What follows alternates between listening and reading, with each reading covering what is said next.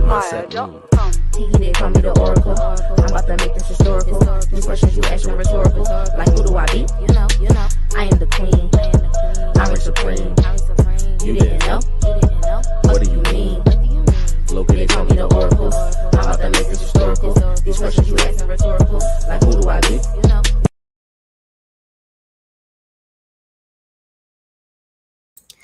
Peace, y'all. Peace. Hey, welcome, welcome, welcome.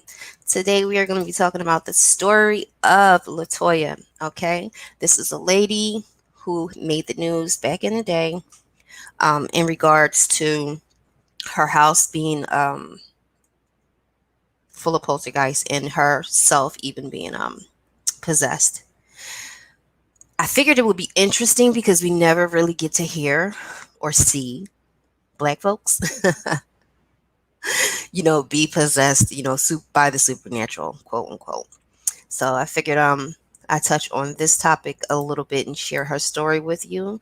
Listen to everything that I put down here, and I also give you resources to go and do the research for yourself and let me know if you're a believer, if you believe her story, her children's story, her mom's story. I'm also going to play a couple news clips too, but let me give y'all some time to come in the building.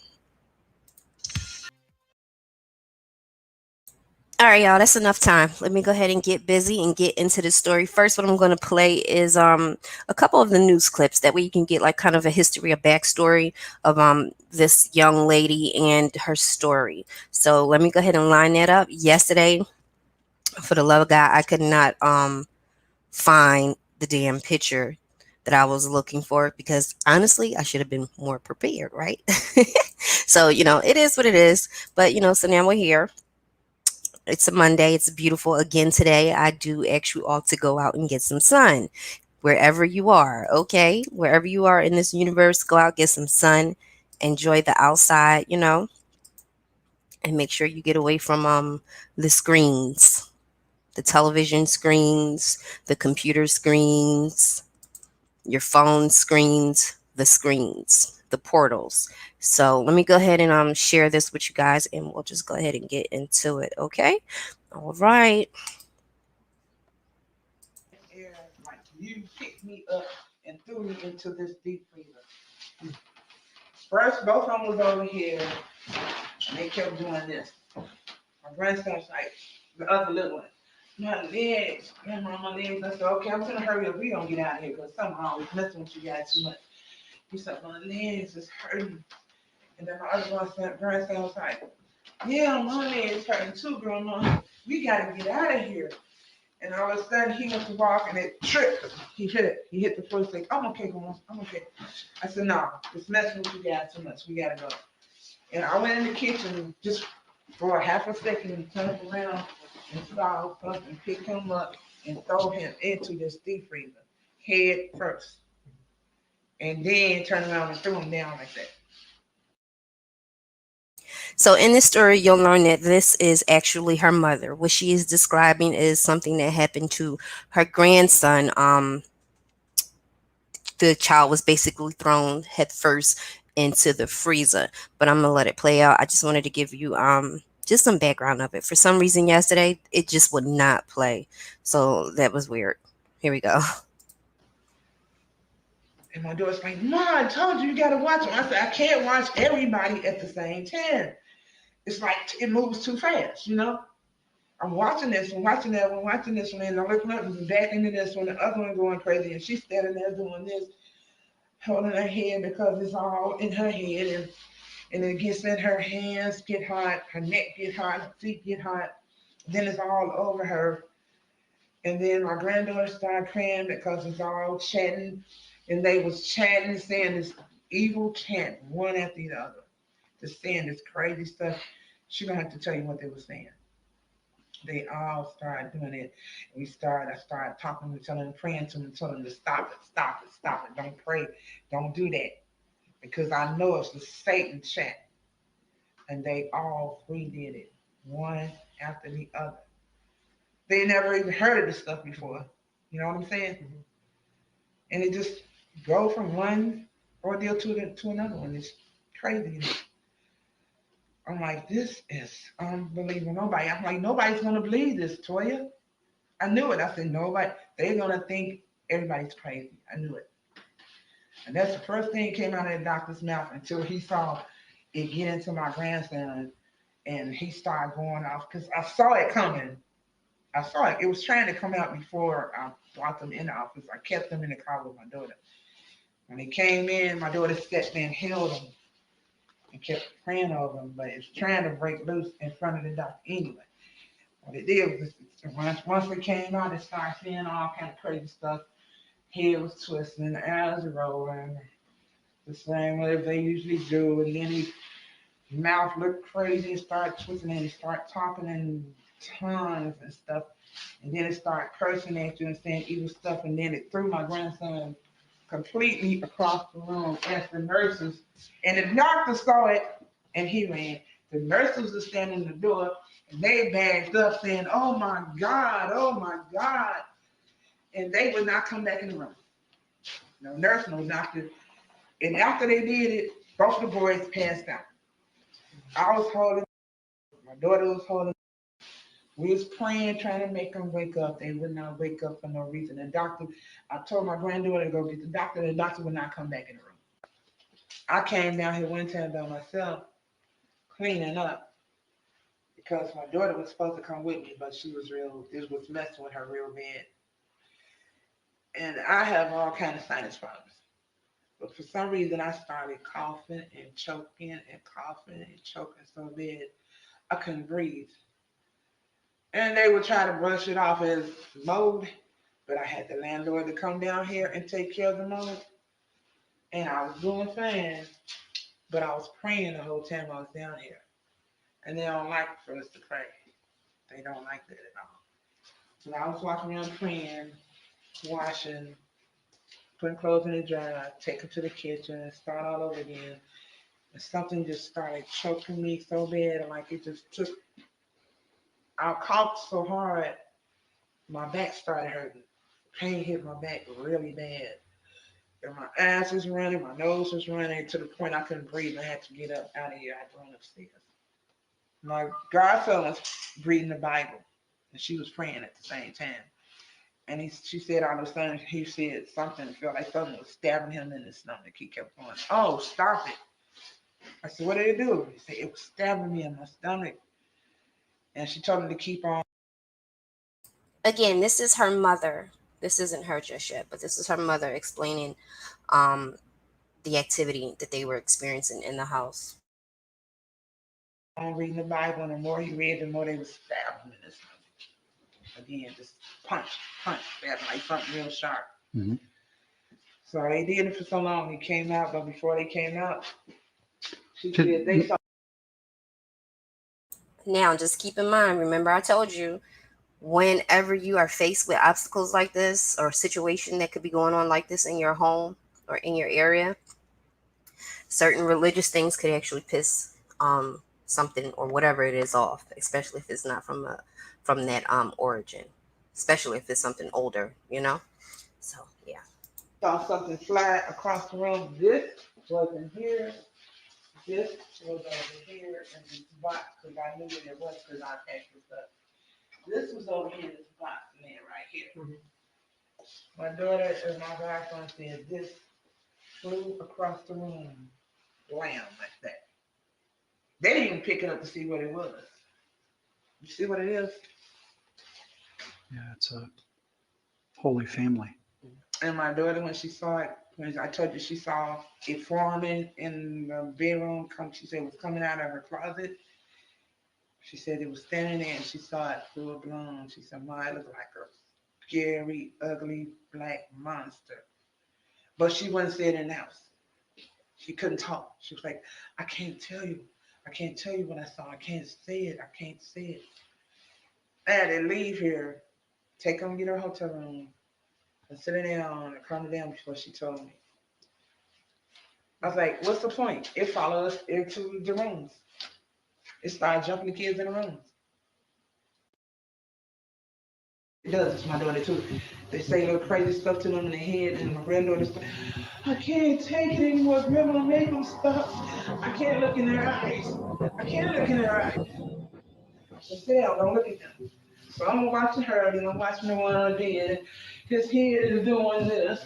His eyes are rolling around, and he's talking in the crazy voice.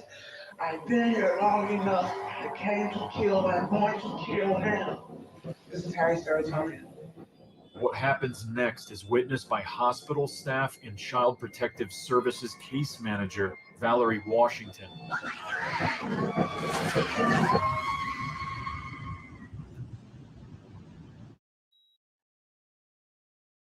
Really quick, this particular part of the story, I actually grabbed that from the documentary of it, which is a Demon House. I think it's on Amazon Prime, so you can check that out if you want to. So I have the intake officer's report, and this is by Valerie Washington, the family case manager, dated April 23rd, 2012. And this was Valerie Washington that did say, later that evening, he began to growl. He charged at the grandmother's stomach and head-butted her several times. I said, that's not Andrew, Toya. And he whirled around on the footstool. And he had that evil smile on his face. And I walked up to him. I said, you're not my grandson. You're a demon. He turned around. He turned backwards. He walked up the wall backwards.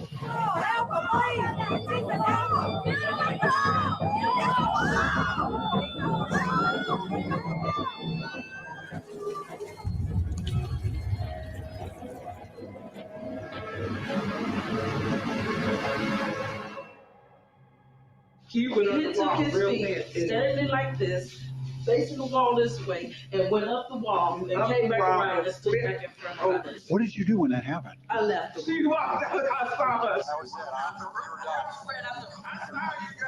Plague come near your dwelling, for he shall give his angels charge over you to keep you in all your ways.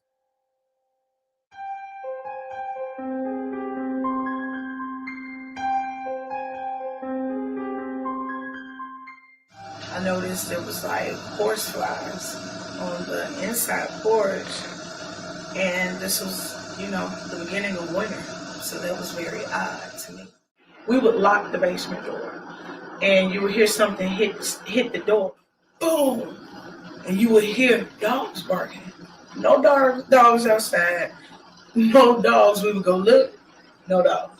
One time she woke up in the middle of the night, maybe like 3 a.m, and they saw this shadowy figure pacing back and forth in the living room. And I saw one like coming into full image. It was coming out of my closet. I've never seen it like that before. I would see the shadows, but I've never seen it like how I'm looking at you and you're looking at me. You could see him stretching his stomach. And my grandson was crying, oh, Mama, Grandma, help. And then we go to his leg, and his leg was bulging. I'm like, oh my God, Toya, look. It was bulging out of his arm. And then we pray over him, and we know him. Latoya took me inside the house and showed me different stuff. I didn't see anything that was relevant to what she said, even though other people did. So I was very skeptical. I just figured she owed me money and this is a fabricated story. And that's not strange to my walk of life. That does happen, Like I said, I thought I heard it all. This is a new one to me. And I told my daughter, I said, they're going to make it look like we're hurting these children. So we're going to have to get some help some kind of way. We got to convince somebody that this is actually going on. This boy was in one of the emergency room areas. He was kind of growling, and his grandmother was holding his hands and trying to coax him back. And all of a sudden he started, she was kind of backing him up and toward the wall. And then he started to walk up the wall backwards, did a flip over her head. And then there was the psychologist and the social service worker in that room that saw that, and they ran out and got the security, and the security called the chaplain, and he called me, and they got the police involved and all that. Until he saw what the other one did when he went up that wall. Then he like, oh my God, this is impossible. Nobody could do this. Nobody. There's 5 people that saw this happen, and they're, different walks of life. That does change things a little bit. I have a hard to believe that all 5 of those people will say this just to be saying it.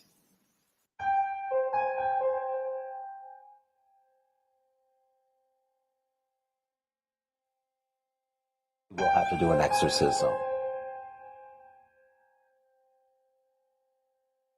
It was pretty much without incident until we get to the part of your name, and you ask for its name. Now, so far, she's always been silent. So, and I says, is your name whatever? And then all of a sudden, she started convulsing and such. So now once you have a name, you kind of attack it. You try everything, you kind of go through the whole rite to see which things push the buttons of, the entity. And once you found what does it, you keep on using it over and over. Whenever you would praise God in Latin, no reaction. But you start condemning the demon, condemning, the evil spirit, all of a sudden she's reacting to that. And then you will go back, and the moment you go back to praising God, she would stop reacting. So I went through the whole rite, and then finally went the second time, and then it was just focusing on the condemnations part. And that was kind of riling up. I think I even went a third time, but you could tell it was kind of weakening. And then eventually she fell asleep again. Demons can actually possess you, use you, so you can give them souls, and they make you take your own life, So, it's real. And a lot of people don't think about it. They live their lives day to day, and you never think that it would be you.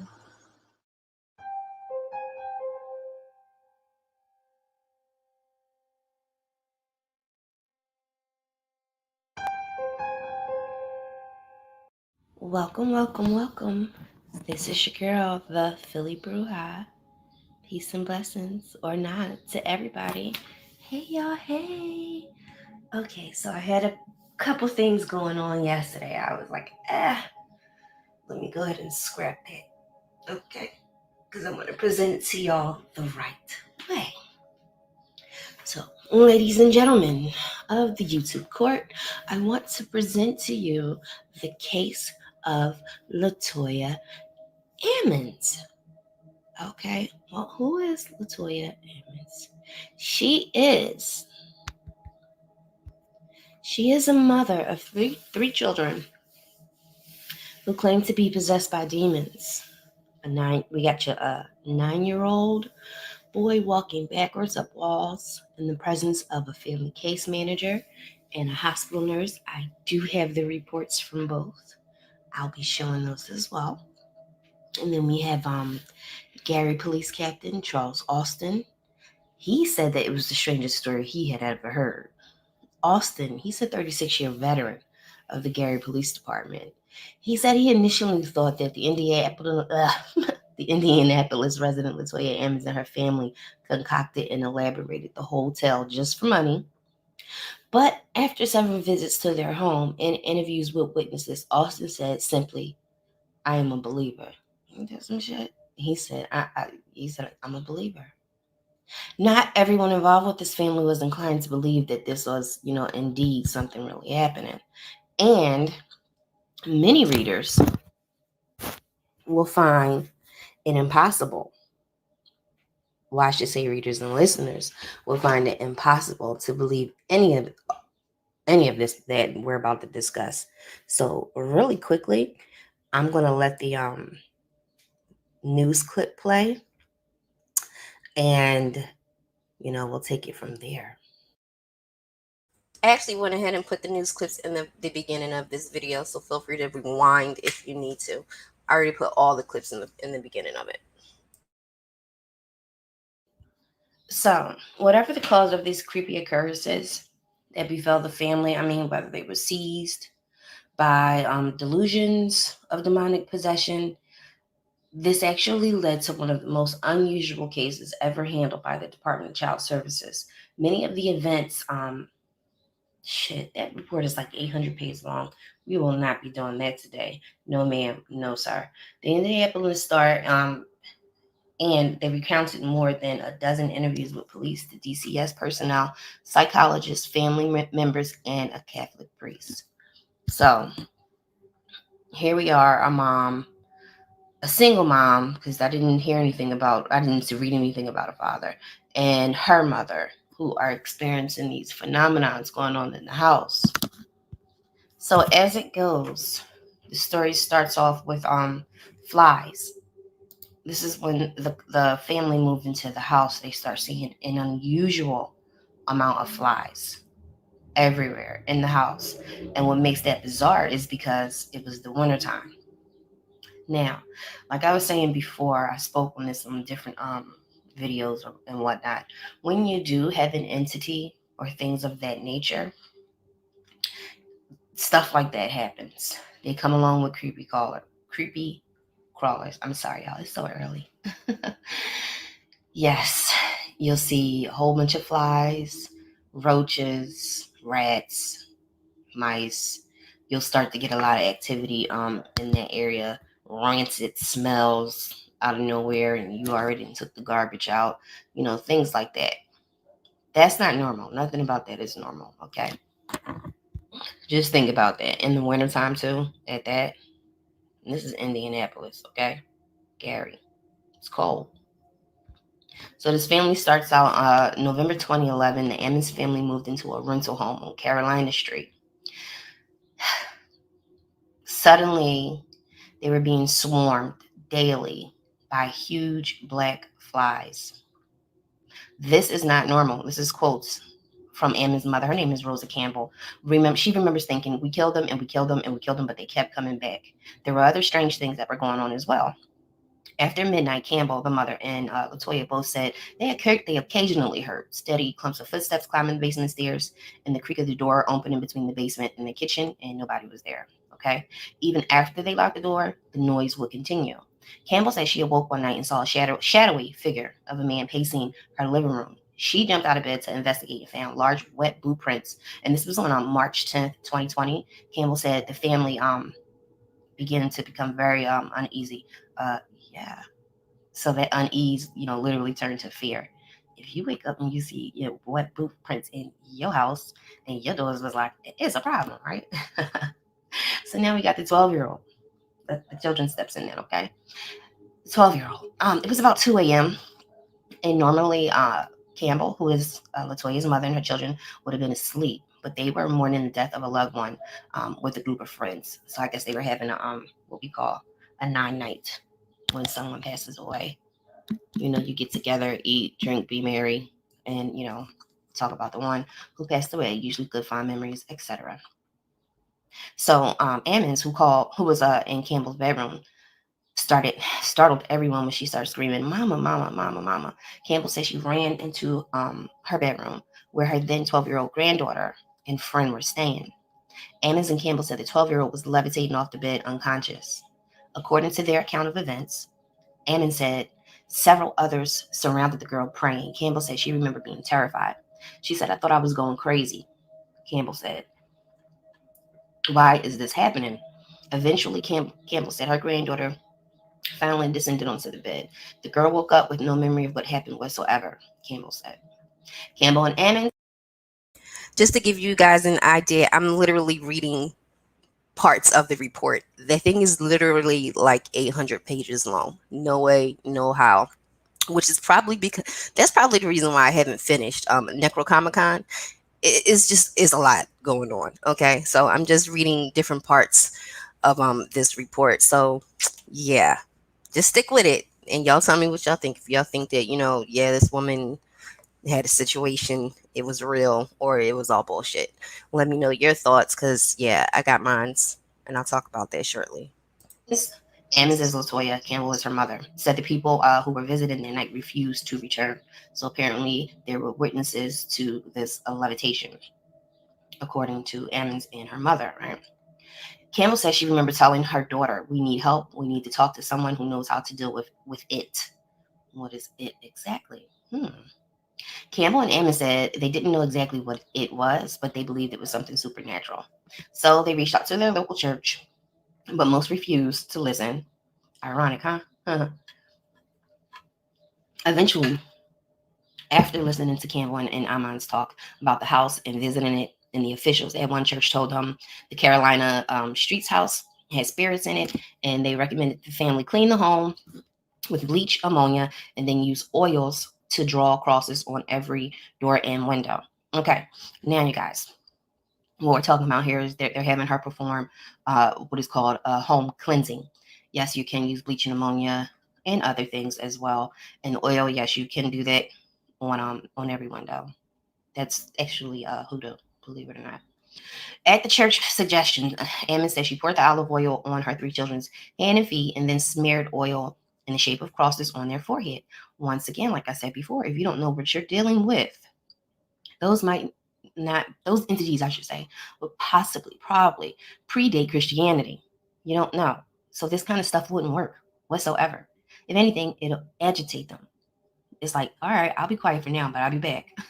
Like that kind of thing. So Latoya and her mother, they also reached out to 2 clairvoyants and had them come into the family home. One of them claimed that the house was basically a portal for demons, which is how they got the house. Which is how they got the whole demon. Peace, Lie. I just wanted to touch on something you just said right real quick. This comment right here. I think it's all bullshit, to be quite honest. This is the ramblings of someone with Necrocomicon talking about, but I'll leave that for another video. But thank you for your comment. I'm glad someone else is reading it along with me. So yeah, so it's a mess. No shade to anyone who is like really into the whole, that house thing from, right? Because the clairvoyants said that the house was a portal and it was like over more than 200 demons that was coming in and out and through because the house was a portal. Now, this explanation made sense to Campbell and Ammons. That's to Latoya and her mom. They said because it meshed with their Christian faith. Let me tell you something, okay?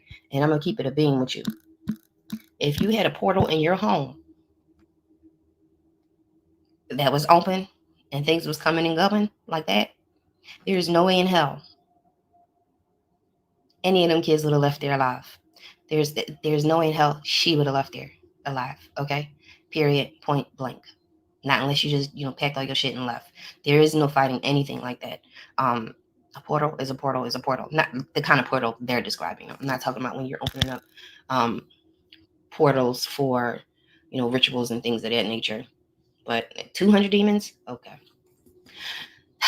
Even best way I can put this, even one demon or 2 demons is rare. When I speak of demons, I'm talking about things that has never been living, period. They've never been in a human form whatsoever. Okay, so the best thing you could do is move, is what the clairvoyance was telling Latoya and her family. But at the time, moving wasn't an option because, they didn't really have the money to go ahead and do that. So instead, Ammon said that she took the clairvoyant's advice and made an altar in the basement. I wouldn't have did that, only because she didn't know what she was dealing with. Okay? If it's like an ancient Indian burial ground and they just threw some houses on it, that's not going to work. It's not going to work. Ammons covered an end table with a white sheet and then placed a white candle and a statue of Mary, Joseph, and Jesus. And she opened the Bible to Psalms 91.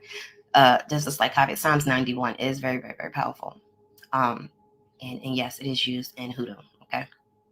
She said she and another person donned. Oh wow, we're going through this together. She put on her white t-shirt and the white scarves around their head. This is for purity. We do this in rituals, and it's also done when you're initiating. Y'all know it's a closed religion, so I don't talk too much about that, but it's a whole year wearing white.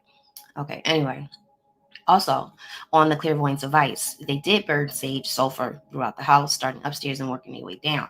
The smoke was so thick they could hardly breathe. Now, also I'm going to tell you, with sage, right, and Palo Santo, that's not a one and done.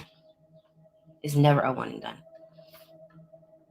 You should be saging your house out like you wipe down your walls or do your dishes. No, I wouldn't say do your dishes because you do your dishes like every day, right? So I would say you should sage your house out maybe every Saturday or Sunday. You know, whatever day it is that you clean, wherever you're washing your clothes, cleaning the house, you sage the house. It's definitely not a one and done. Okay. So the person she was with was they were burning the sage, going through the house, reading Psalms 91, throughout the house. And I didn't see the mention in this. I just want to interrupt my own self right now at this moment. I just want to say that is a way to cleanse your home and bless your home. Now you can do that and use the Psalms if that's your background. Even if it isn't, you know what I mean? It works. So I hear. So I've done. I mean, that what she's saying. Well, what I'm saying in this is correct. It's correct. That is the way you want to bless your home if you do have a Christian, Catholic background. So that nothing about any of that to me was strange. But yeah, let me go ahead and let it play out. If they opened up the windows, people make a mistake and get to saging and things of that nature and forget to open up the windows. I don't care if it was 2 degrees outside. If you saging, open some windows up in your house so energy can move and the sage can move throughout the home and out of the home, that kind of thing. So I don't care if it was 2 degrees or 90 degrees. You got to get those windows open if you're saging. Please don't forget that, okay? Get the walls, the corners, the closets, everywhere. So boom, this is what happens. So she had 3 days of quiet, right? Nothing happened. I'm telling you, because they was pissed. I'm telling you, they was like, hold up, wait a minute. What you think you're doing? And then things got worse. Duh. The family said demons possessed Latoya and her children, who were at the ages of 7, 9, and 12 at the time. The kids' eyes bulged, evil smiles across their face. Their voice deepened every time it happened. Campbell and Ammons, that's Latoya and her mother, said this was really starting to affect these children. Campbell said the demons didn't affect her. This is the mother, because she was born with protection from evil. She said she and others like her have guardians who protect them. So you already have a family that's already predisposed to spiritual. Shout out to the ancestors, I guess. Okay, let me stop interrupting myself. I had to pre-record this. Y'all know I be having all kind of chaos going on in this background like crazy, right? Shit, I don't even got Coco out here today. I'm trying to keep it smooth and keep it moving. We don't have no co-host today. As of right now, 12:11 on a Monday, we don't have any co-hosts. Let's see how long that lasts. Okay. Spiritual things in nature who are Christians as well. So Latoya said she felt weak, lightheaded, and warm when she was possessed. Her body shook, and she said she definitely felt out of control. You can tell it's different, something supernatural, she said. The youngest boy, who was then 7, sat in the closet, talking to the boy that no one else could see. The other boy was describing what it felt like to be killed. This was the vision that the 7-year-old was having when he was speaking to a child who wasn't there. And that's something else I want to tell you. If you see your children doing something like that, you definitely don't want to make fun of them or just push them off. You don't do that. Children are innocent. They are like the closest to God. Okay. So you don't want to just brush that off. When you're dealing with that level of innocence, they are able to see and hear things that we can't see, like animals can, So the 7-year-old made a claim that once, he said, excuse me, I'm sorry, I'm getting tongue tied. It's so early, goodness. Campbell said the 7-year-old flew out of the bathroom as if he had been thrown, and a headboard once smacked into Ammon's daughter, causing a wound that needed stitches. The 12-year-old later told mental health professionals that she sometimes felt like she was being choked and held down so she couldn't speak or move. She said she heard a voice say she's never going to see her family again and wouldn't live another 20 minutes. Some nights things were so bad that the family would. Again, for the folks that's just coming in, hey, what's up? Hey, bro, hey, I gotta email you, okay? I gotta make you like a super admin on here, so make sure you check your email, okay?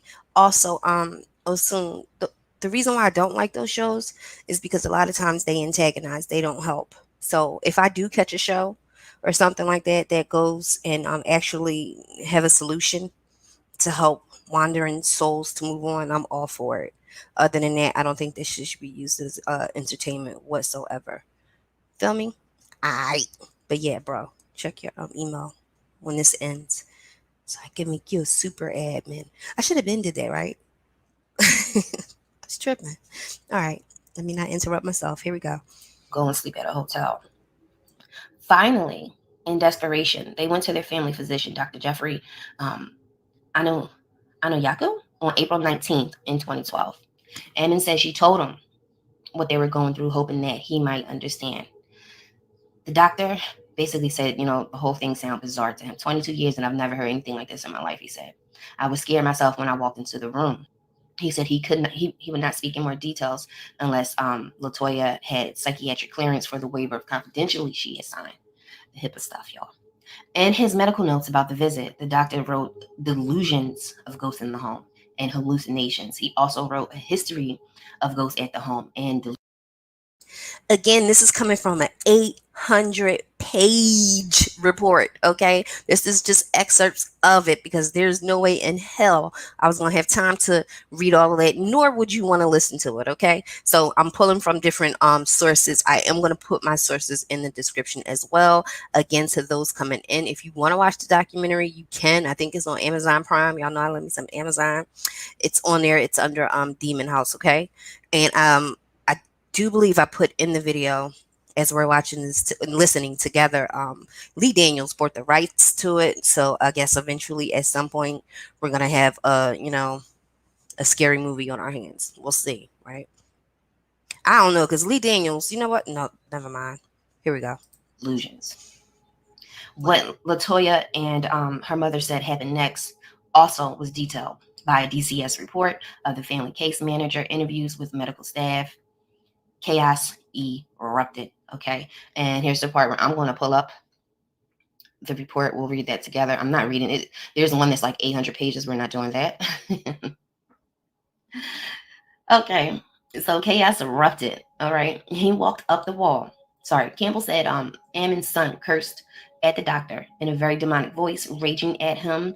Medical staff said the youngest boy was lifted and thrown into the wall with nobody touching him, according to the DCS report. The boy abruptly. Also, let me just say this like caveat, okay? I did not go doxing this lady and pulling her records, okay? She signed over her she signed over her rights, okay? So that then it became all public knowledge.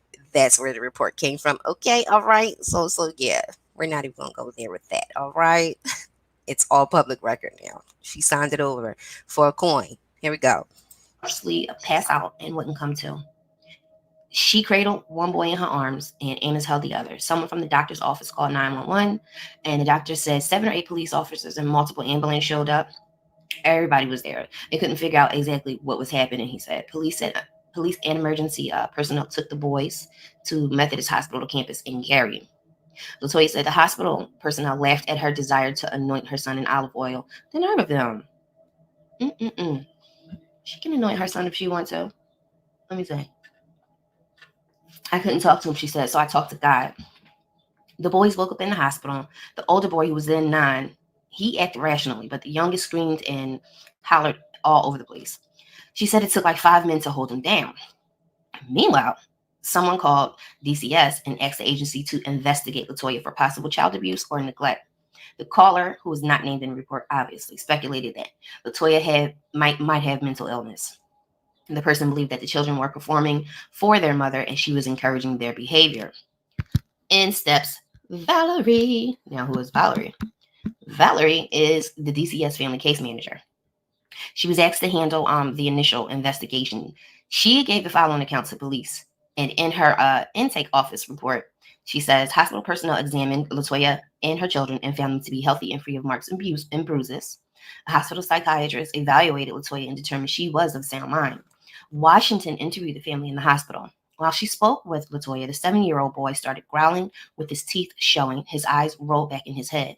The boy locked his hands around his older brother's throat and refused to let go until the adults pried his hands open. So, with everything that we know right now from what we're reading, this wasn't just a poltergeist. This was a possession. I don't know. So we had both things going on here because obviously it walked with them out of the house, right? Okay. So later that evening, Valerie, the DCS worker, and she's also a registered nurse. Also a registered nurse, Willie Lee, brought the two boys into a small examination room for an interview. Campbell, who is Latoya's mother, joined them. The 7-year-old stared into his brother's eyes and began to growl again. So the child was like, "It's time to die." The boy said in a deep, unnatural voice, "I will kill you." While the youngest boy spoke to his older brother, he started headbutting his grandmom in the stomach.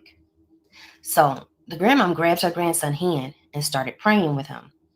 What happened next would rattle the witnesses. Who are the witnesses? You got the DCS worker and the registered nurse, right? And this is what happened. This is their account. Walker, the nurse, the 9-year-old, had a weird grin and walked backwards up the wall to the ceiling. He then flipped over Campbell, landing on his feet. He never let go of his grandmother's hand. Okay, now think about that. He never let go of his grandmother's hand.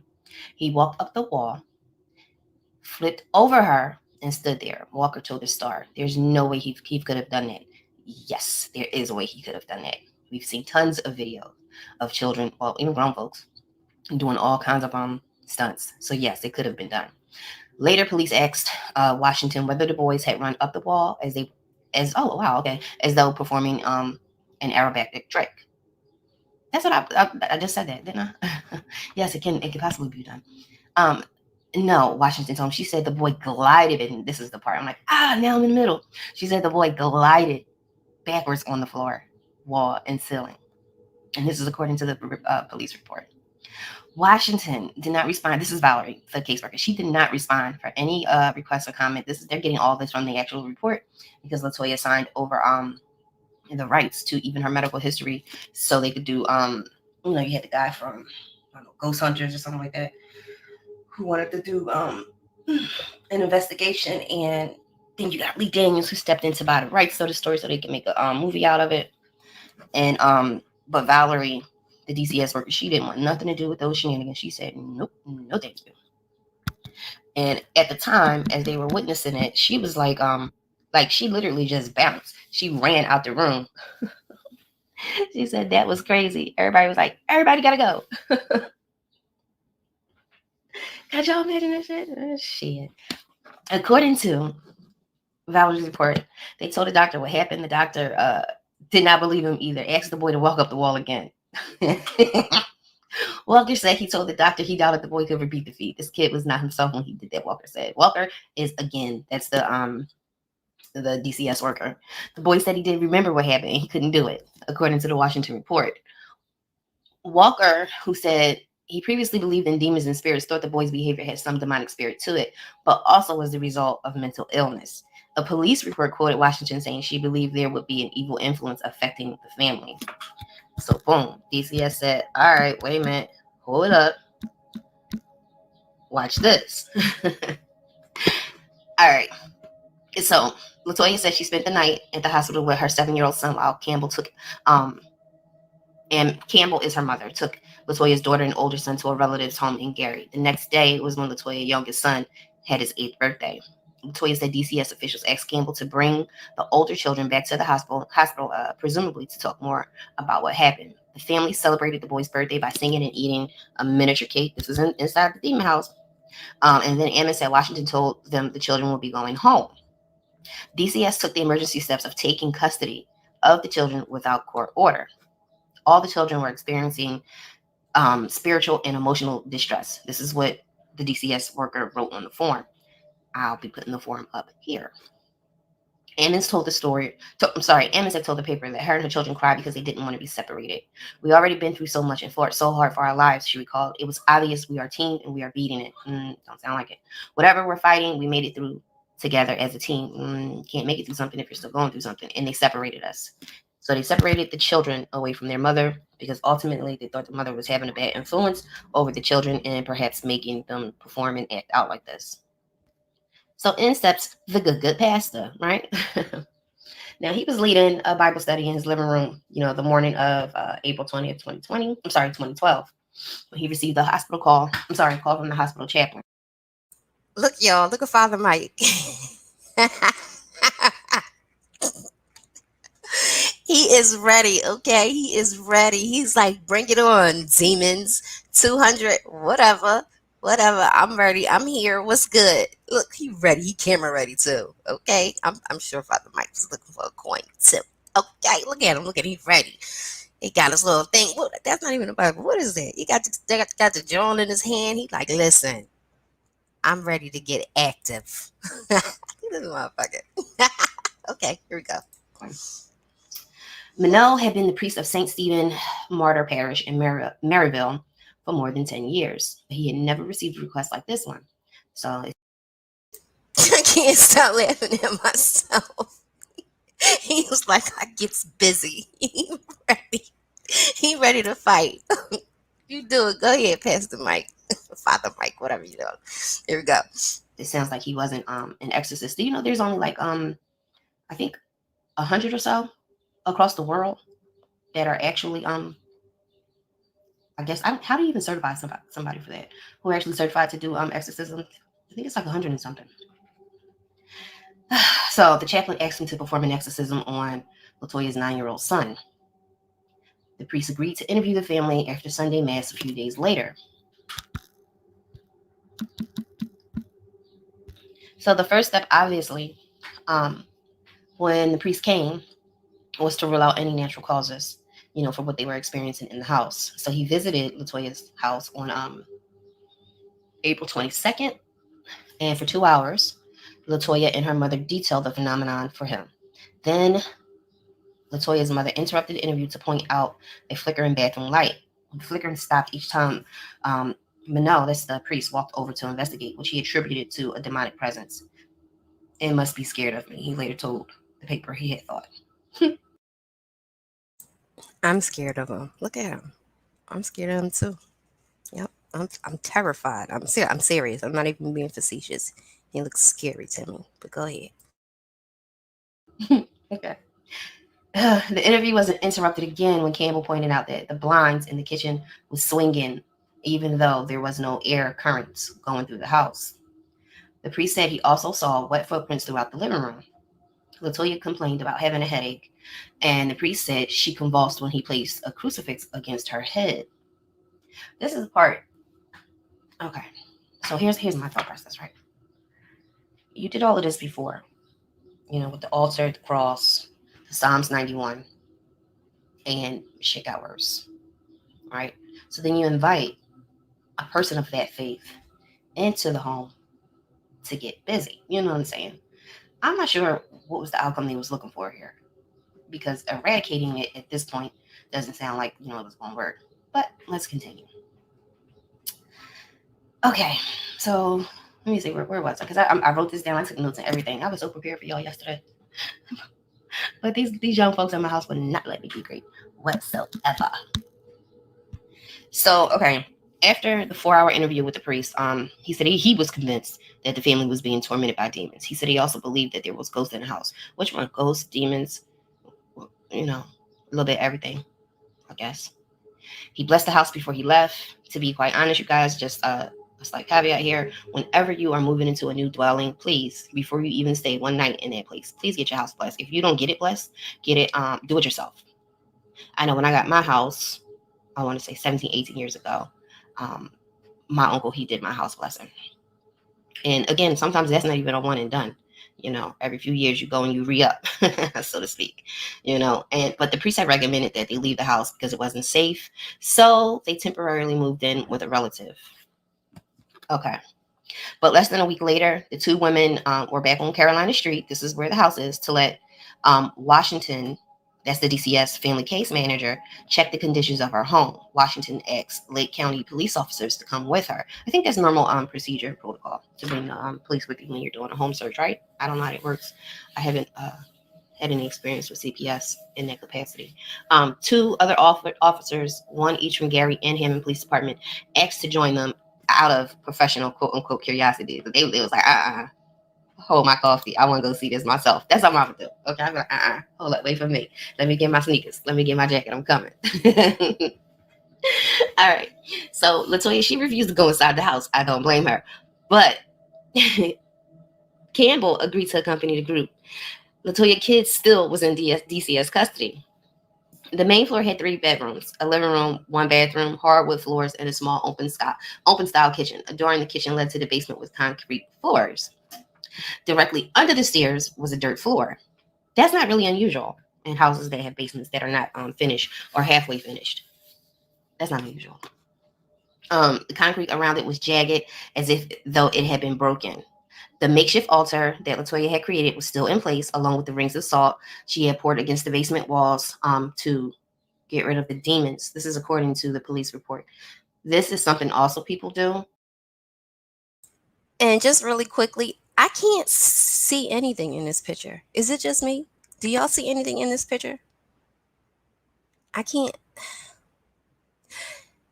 If they're talking about at the bottom, to the left hand side, and I do see where it's darker, but I can't make out any kind of eyes, nose. If you look at it really, really close, right? You got to go real, real, real close to it. You can see, because you can't see my little pointer here, but you got the eye, like 2 eyes and a nose kind of thing. But also, if you stand back, it just looks like dirt. But anyway, go ahead. But not only is it done inside the house, it's supposed to be done around the house as well, around the perimeter. You can use that, or excuse me, y'all. It's so early. You can use that, or you can use brick dust too. That's something people use. All right, so do me a favor, if y'all want to, go ahead and screenshot this. Boom. And whenever you get a chance, you go ahead and zoom in, because I don't know how to make it bigger. By the way, I had recorded this. When I'm looking, because I have 2 big screens here, when I'm looking very, very, very, very, very close, okay, all right, something is weird, all right, but when I'm back, it just looks like dirt. But again, the mind is a powerful thing, and the power of suggestion, whew, is amazing. I could probably, if I think long enough, I probably can make an elephant appear down there, and in my mind, I'll think it's an elephant. But you can screenshot that right there and see if you see anything. I don't. Not from this angle, but if I go real close, then yeah. So Latoya told the officers that demons seemed to come from beneath the stairs in the basement. Austin, the Gary police captain, was one of those officers. He later told the paper that he believed the ghosts and the supernatural, that he did believe in ghosts and supernatural, but said he didn't believe in demons. Well, at least he knows that there's a difference. Some people don't. Austin said he changed his mind after visiting that house. During the interview with with Campbell, one of the officers, Campbell is her mother, one of the officers' audio recorders malfunctioned. According to Austin and Hammond's police report, the power light flashed to indicate the batteries were dying, even though the officer had placed fresh batteries in the recorder earlier that day. I'll stop right here for a second just to say, yes, this does happen. You'll find that things break, light bulbs, electrical problems, cell phones dying all the time, all kinds of stuff. Anything that has to do with electricity. I mean, you'll start to see that activity. You can change a light bulb and then boom, it's blown out again. Actually, and people, there are certain people who have that energy too. When they come in, shit just start breaking. Another officer recorded the audio, and when he played it back later, he heard an unknown voice whisper, "Hey." According to the Lake County Police records, I'm going to play that too. So y'all can tell me if y'all can hear it. That audio is actually in the beginning of this live, so you can feel free to go back and listen to it. You have to listen to it very, very, very close to hear the thing say, "Hey, hey." If I put on my ghost box right now, literally, you'll probably hear all kinds of crazy shit. It doesn't mean it's supernatural, but let's go on. I did not hear it the first time I listened. The second time I did. Now, I don't know if I was influenced to hear it by that time. You know what I'm saying? Like that kind of thing.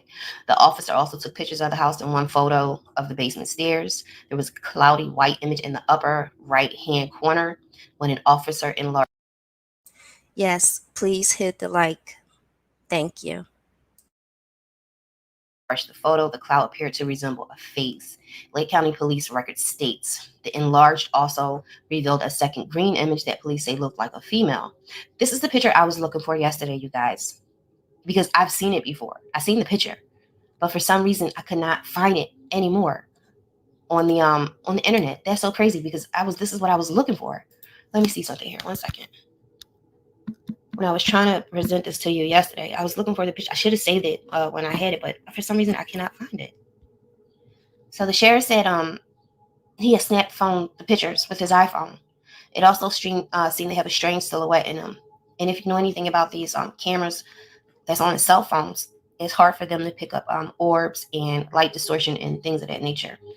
The radio in his police issue Ford malfunctioned while he was on his way home later that night from leaving the house. Later, the sheriff said that the garage at his Gary home refused to open, even though the now, this is the officer that is on the screen right now. These are his experiences after being nosy, basically going to the house and trying to figure out what was what. I don't blame him one bit because I mind other people's business and be. And God forbid it's something supernatural. I'm all up in there. What's good? Okay. So he started experiencing stuff too. Um, a lot of things, especially things that were never ever human, can be jumpers. So, like I said, you got to be mindful of your shit that you use, phones, things of that nature. Some shit is jumpers. Hopefully, let me know if you need some clarity on what that is. Power was on everywhere else. Austin said the driver's seat in his personal Infiniti also started moving backwards and forwards on its own. He said he had the car checked at the dealership and the mechanic told him the motor on the driver's seat was broken, which the mechanic said could have caused a distraction leading to an accident. Austin said he found himself starting to believe Latoya's claims of paranormal activity, but the mental health professionals evaluating Latoya and her children, they still were like very, very, very skeptical of the whole entire thing. Wait a minute. 1 second. So, in April of 2012, DCS petitioned the Lake Juvenile Court for temporary wardship of the 3 children they request, and the request was granted. DCS found that Latoya neglected her children's education by not having them in school regularly. The agency made the same findings in 2009, so she had a history of being neglectful as a parent. Once again, I did not dox this lady, okay? All right. She signed over her she signed over her information, okay? It's an 800-page report. It's out there. All right, here we go. I just wanted to make that clear. Philly Bruja is over here minding her business and in your bushes. That's it. I'm doing my shit here. Okay, here we go. Parent and history with DCS, as the records would show, because again, remember you guys, all of her records and stuff like that is out there because she signed over her rights so she could get the movie deal or the story. She could sell off the story or whatever. Ammons told Washington there were times she could not send the kids to school because the spirits would make them sick or they would be up all night without sleep. DCS temporarily placed her daughter and older son at St. Joseph Carmelite Home in East Chicago. Latoya's youngest son went to Christian Haven in Wheatfield for a psychiatric evaluation. The clinical psychologist, Stacy Wright, who evaluated Latoya's youngest son, said the boy tended to act possessed when he was challenged, redirected, or asked questions he didn't want to, or whenever he was asked a question he didn't want to answer. In her evaluation, she wrote that he seemed coherent, logical, except when he talked about demons. It was then that the 8-year-old stories became bizarre, fragmented, illogical. Wright said his stories changed each time he told them. He also changed the subject, quizzing Wright on math problems and asking her about outer space. Can you die if you go to space? He asked her. How do you get to space? Do you have to wear a helmet and a suit? Wright believed the 8-year-old did not suffer from a true psychotic disorder. This appears to be an unfortunate and sad case of a child who has been induced into a delusional system perpetuated by his mother and potentially reinforced by other relatives, she wrote in her psychological evaluation. So basically, they was blaming the family, the adults, for putting these quote-unquote delusions into the child, right? So the clinical psychologist, Joel Swartz, who evaluated Latoya's daughter and older son, came to the same similar conclusion. There also appears to be a need to assess the extent to which Latoya's daughter may have been influenced by her mother's concern that the family was exposed to paranormal experiences. This is in the report Swartz wrote. Latoya's daughter told Swartz that she saw shadowy figures in the house. She also said she twice went into trances. Latoya's older son told sources that doors would slam and stuff started moving around. Latoya was also examined several times by psychologists who said she was guarded but did not seem to be experiencing symptoms of psychosis or any kind of disorder. A psychologist recommended she be assessed to determine whether her religious beliefs may be masking an underlying delusional ideation or perceptual of disturbances. Okay, let me just break that down in layman's terms. You have a lot of people out here who are into a whole lot of different things, religious and non-religious, whatever the case may be. It doesn't take anything for them to believe that they have been hexed, or somebody has done something to them, or somebody has, like I say, put them in a jar. It takes nothing, okay, to make them believe that. That's the crazy part, you know. And then you have those who say, if you don't believe, then it can't happen. Well, no, you're the easiest mark because you have nothing in place to help you from not experiencing something like that. Because it happens. Shit. So they were thinking that, you know, all of this was just delusions and things of that nature that Latoya was making up because of her own religious belief. Now, like I told you guys, she's a Christian. Latoya and all three kids continued to insist they were possessed by demons. So, DCS set goals for the family. This is what you would call a reunification, okay? I hate that I even know what this is. Okay. One of them stipulated the children not to discuss demons and being possessed and taking responsibility for their action. They also needed to participate in therapy to address past behavior. This is behavior that was on record, on file, way before they even moved into that house, okay? While DCS officials credited Latoya for sharing a very close bond with her children, the agency also said she needed to use alternative forms of discipline, not directly related to religion and demon possession. What are they saying? Like, okay, let me just keep going. Because I'm going because I read it, the story, and I saw the documentary and all that stuff. So I'm reading all this. I took notes. So we're doing all this for the first time together. So here we go. They encouraged her to discipline them without making it religion based, you know. So instead, you know, like what I guess regular parents would do, take your cell phone, withhold privileges. She could work. They gave her a chance to work on those goals during her supervised visit with the children. Latoya also had to find a job in appropriate housing due to the paranormal activity. So was it paranormal activity or no? You know, like what? Okay. While Ammons worked on meeting those objective, police and DCS officials continued to investigate the strange happening. See, if you want to go ahead and put the link in for you guys to check out the sources and things of that nature. This is, you got on one hand, you got one part of the report saying that she had to find housing, new housing, appropriate housing for her children in order for them to in order for her to get the kids back. But at the same time, they're saying, you know, this is all delusions, this is BS. So which one is it here? Because there was nothing else wrong with the house, you know, besides being possessed. You know what I'm saying? So what are we talking about here? Good folks with the white hats. You know what I'm saying? What we're talking about? Either you believe that something was going on in the house because, like, y'all know what I'm trying to say, right? I'll put that picture back up so y'all can see it. You can see for yourself. I'll pin it again. It's in the house. Now, we got the demonic presence, right? Okay. So when this happens, you know, everybody in the mom is a ghost expert. And, you know, they're coming out with the gadgets and the ghost box and things of that nature. I do have one as well. However, I am really, truly, truly against this kind of stuff unless you are going there to actually help. I don't like to see when people do that to exploit, you know, something spiritual in this nature. Especially, just imagine if it was a soul or spirit trapped here, you know, in a continuous cycle of whatever happened that caused the, you know, death. And you're going there with your cameras and you're making your videos and it's all, oh my God. And then you leave and the shit's still going on. Like you went there just to exploit it, no solution, and you bounce. That's not cool.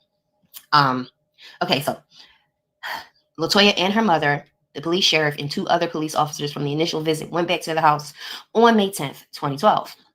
The police officers visited after work. So they came after work because they was like, oh, pause. Because they was curious too. Wouldn't you be? I would be. If that house was still here, I'd probably be like, let me catch a flight. They were joined by Mano, who is the priest, right? Lake County officers with the police dog and the DCS family case manager, Samantha Ilk. One second. To be quite honest, the only one who had any official business there was the DCS worker, okay? But the rest came along for the ride, right? She volunteered to go in the original social worker's place because she didn't want anything to do with any of that shit anymore, right? She wasn't going back to the house. She didn't want to see them kids again. She didn't want to see their family again, okay? A county officer took his police dog around the home, but the dog did not show any interest in any particular area, according to the Lake County police records. Everyone else headed to the basement. So, what was her name? Goodness, what was her name? Okay, I'm not gonna make up, but the new DCS worker, right? Y'all know my nosy ass would have been up and through that house, all underneath them stairs, looking and seeing if I can feel anything. Lord, let me just help you get transition into the light. But again, if we're talking about demons, it's a whole different ballgame. None of that other stuff works because that's something that was never alive.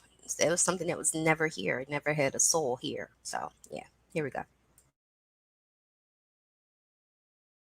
It'll be coming to an end shortly too.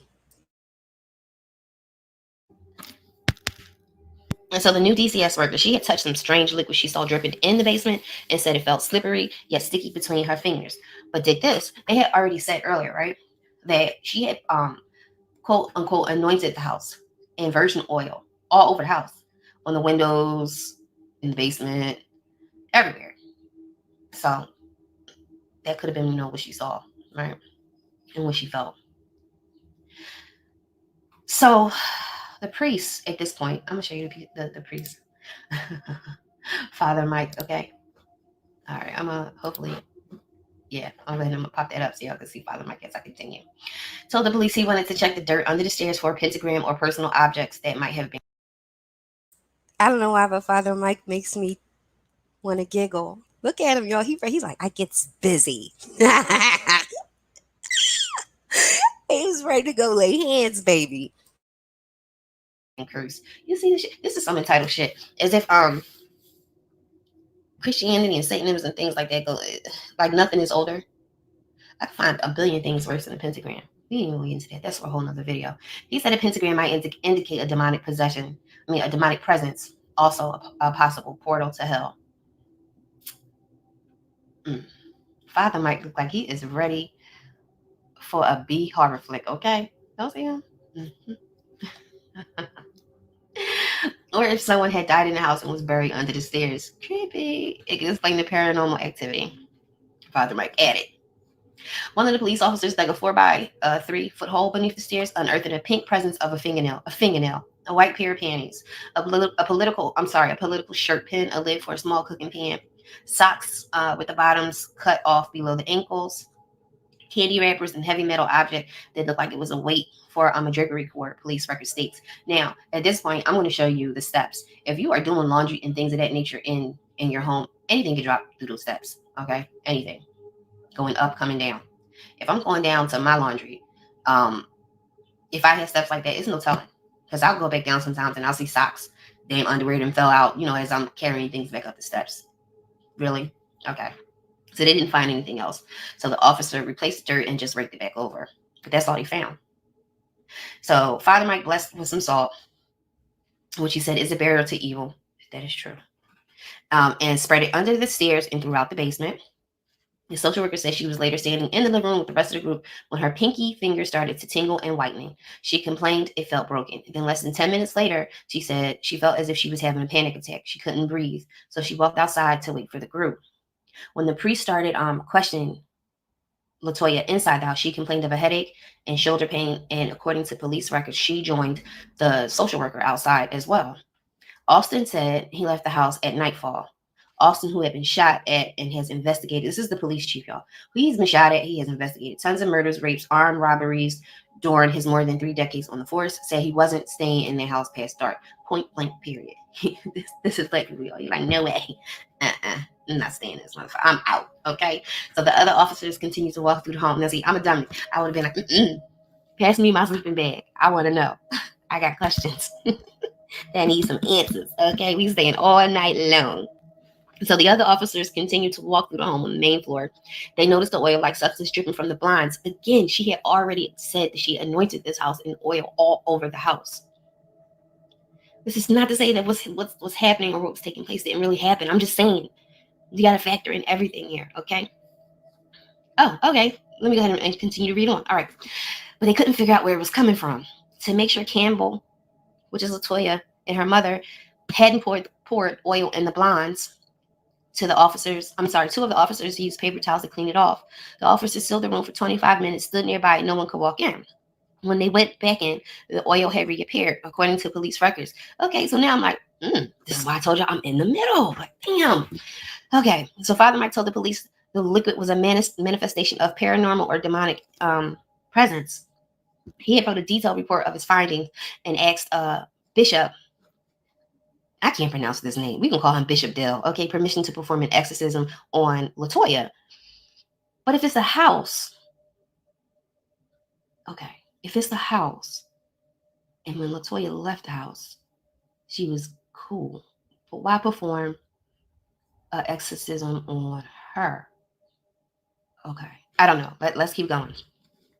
So Father Mike said the bishop had never authorized an exorcism in 21 years as a bishop, the Diocese of Gary. Debbie Bozak, the director of communications for the diocese, said she cannot comment on whether the bishop has approved an exorcism for confidentiality reasons. In general, she said such an action would require a bishop's approval. I mean, at the same time, though, you know what you're doing with. They don't care about nobody having approval in any of that. I mean, it's obvious if we just listen to what I said earlier. You know, the Christian religious stuff, it just seemed to agitate it. Anyway, whoop, my battery is running low. Hold on, y'all. All right, so the bishop, he actually initially denied Father Mike's request to do a church-sanctioned exorcism. Father Mike said the bishop told Father Mike to contact other priests who have performed exorcisms. Father Mike said he needed other priests to give him the ritual for a minor exorcism, which does not require church approval. The priest he also consulted told him to look it up on the internet. What? Well, shit, Latoya could have just did that herself. Anyway, that same day, Father Mike performed a minor exorcism on Latoya. Can y'all believe the bishop said look it up on the internet? I cannot. He was like, go look it up. Go Google that shit. I don't know you and your own homeboy. That was cold-blooded. Oh my gosh. The ritual consisted of prayers and statements and appeals to cast out the demons. If it's 200 demons in that house, you're going to have to find out all 200 demons' names. Oh, that's too much. Two police officers and the DCS family case manager, they attended the ritual. Yes, they attended the ritual. This DCS worker says she left believing that something was going on, although she wouldn't go as far as saying it was demonic. She said she got chills during the nearly 2-hour rite. This is because they were See, let me just interrupt myself again, okay? Sometimes people, and this is why I'm here to bring you the underbelly of the spiritual community. You can tell me shit, you can ask me shit, and I won't think you're weird or you're crazy. That social worker knew some shit was going on. She knew it was something evil or whatever going on in their house, but she didn't want to say it out loud because you don't want to seem like, you're quote unquote crazy. But me here, yes. I'm going to be like, go on, tell me. You know what I mean? Because everybody's just not open and receptive to this sort of thing. You know what I'm saying?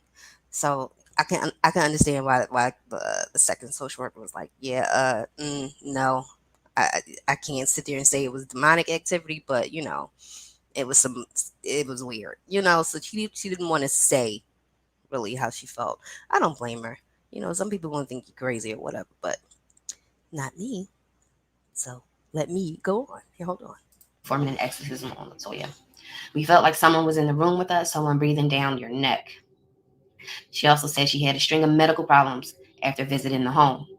And again, this is why I'm in the middle, because I'm like, yes, that could totally happen.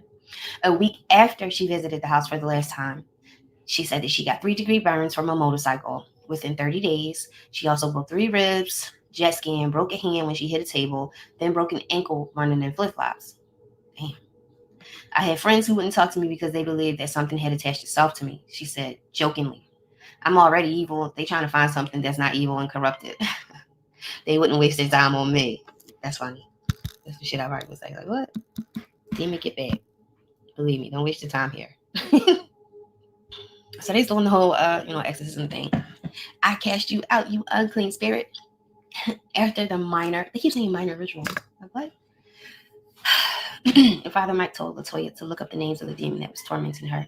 Each demon has a name and a personality. Father Mike said that is true. But remember, the clairvoyant folks said it was like 200 motherfuckers up in here, okay?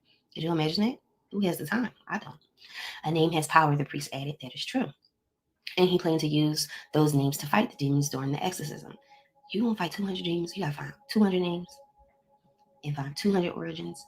I mean, okay.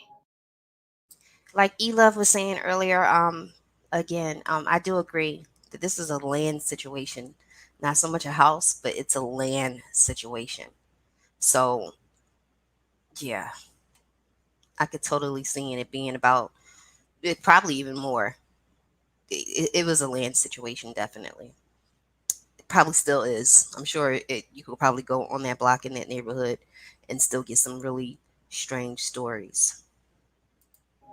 There is a demonology dictionary though, with all their names in it. Last time I saw it was going for about I think 2,500 online on eBay. Anna said she and a friend. I'm sorry, Latoya said she and a friend looked up the demon's name online only by searching for demons that represent the problems the family had been having. No, girl.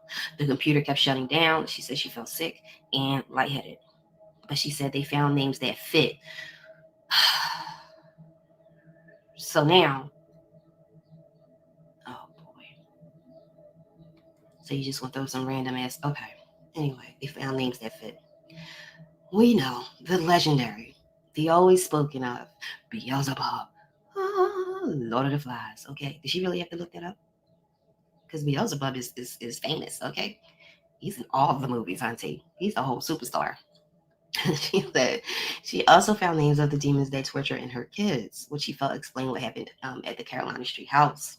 Latoya said other high ranking demons also were assigned to her, including lieutenants and sergeants. Hmm.